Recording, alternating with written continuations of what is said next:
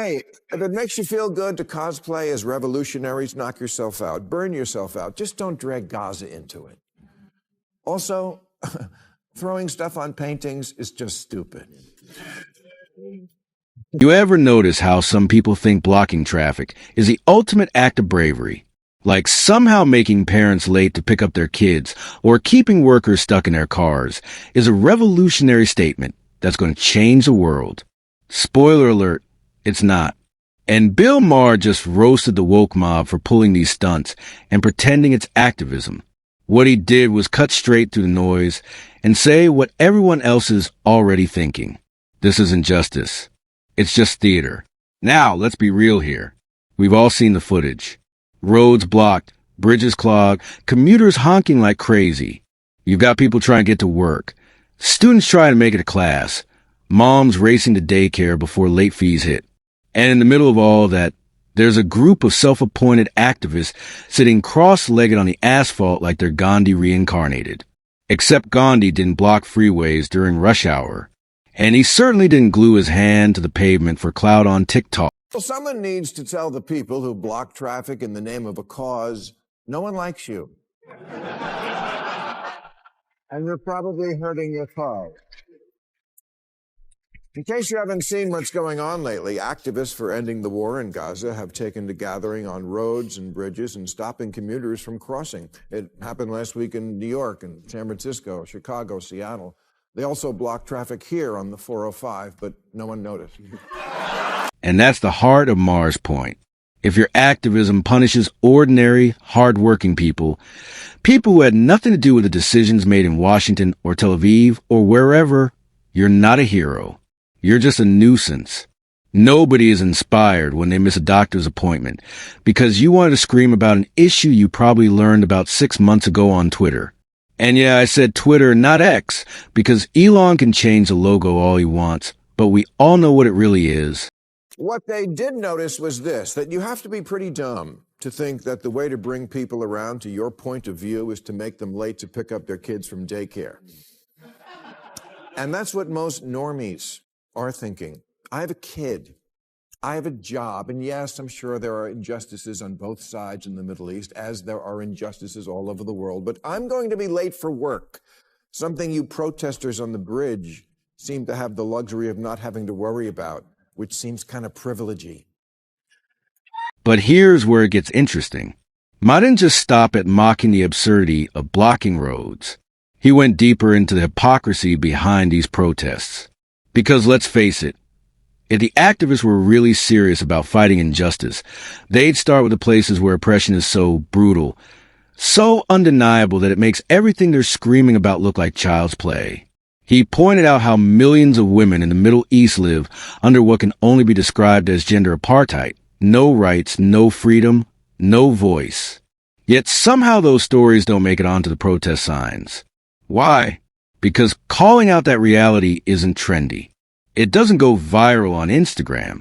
And it sure doesn't get you 1,000 likes on TikTok. You can glue your hands to the street because your hands don't have to do any work today.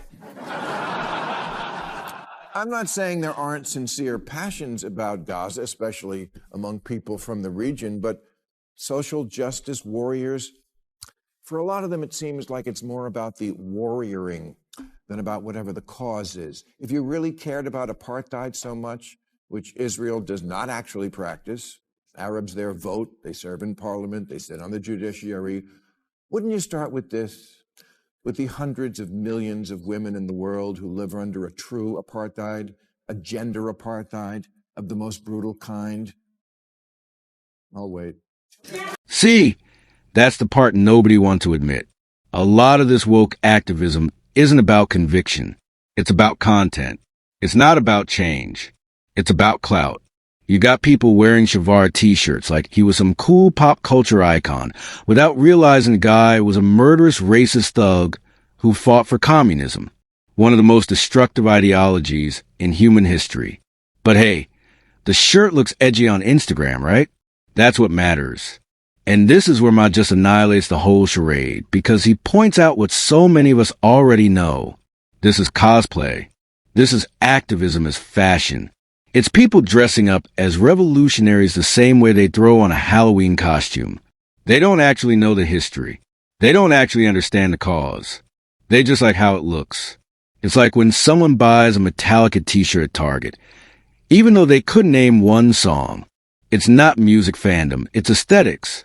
And that's what most of this activism has become. Are you really speaking truth to power, or do you just think you look cool in a keffiyeh? Which is really just the new Che Guevara t-shirt. Another historical figure you never researched and so think is a hero, but was actually a sadistic, racist monster fighting for communism, the worst form of government ever. But these are small matters. When let's pause for a second and really think about this. How many of these so-called revolutionaries could hold a serious conversation about the issues they're fighting for? How many of them could tell you the history, the context, the facts? My bet, almost none. Because when you push them for details, they collapse into slogans. They chant justice or free this, free that, but can't explain what they actually mean. And if you think I'm exaggerating, go watch some of those street interviews where people at protests get asked basic questions. It's comedy gold. The answers are either incoherent, contradictory, or just plain embarrassing. small matters when activism merges with narcissism. Less about the cause and more about me. Look at me. Watch me. And if you like the way I'm fighting injustice, remember to like and subscribe. And here's the real kicker. While these activists are clogging streets and vandalizing art, everyday Americans are just trying to survive. They're paying bills, filling gas tanks, packing lunches, and praying they don't get stuck in traffic because someone decided today was the day to superglue themselves to the highway. That's the hypocrisy Maher torched. Because for all the noise these activists make, they're completely disconnected from the lives of the people they claim to represent. Let's talk about the art thing for a second, too, because that one really drives me nuts. Who in their right mind thinks throwing soup at a painting is going to stop climate change or end a war? Hey, if it makes you feel good to cosplay as revolutionaries, knock yourself out. Burn yourself out. Just don't drag Gaza into it. Also, throwing stuff on paintings is just stupid. News flash. No one sees mashed potatoes smeared across a Monet and suddenly thinks, you know what? Maybe I should recycle. That's not how it works. All it does is damage priceless art that belongs to humanity, not to governments or oil companies or politicians. And guess what? When you destroy culture, you don't create change. You just create resentment. And Ma nailed it when he said, this isn't about change. It's about attention. These people want the spotlight, not solutions. They want clicks, not compromises. It's performance art dressed up as activism. And the saddest part, the media eats it up. Viral clips of protesters gluing themselves to walls get more coverage than the actual issues they're supposedly fighting for, which is exactly why they keep doing it. It's not a movement. It's a feedback loop of outrage and attention. No one sees mashed potatoes on a Monet and thinks, he's got a point, I should recycle my cans.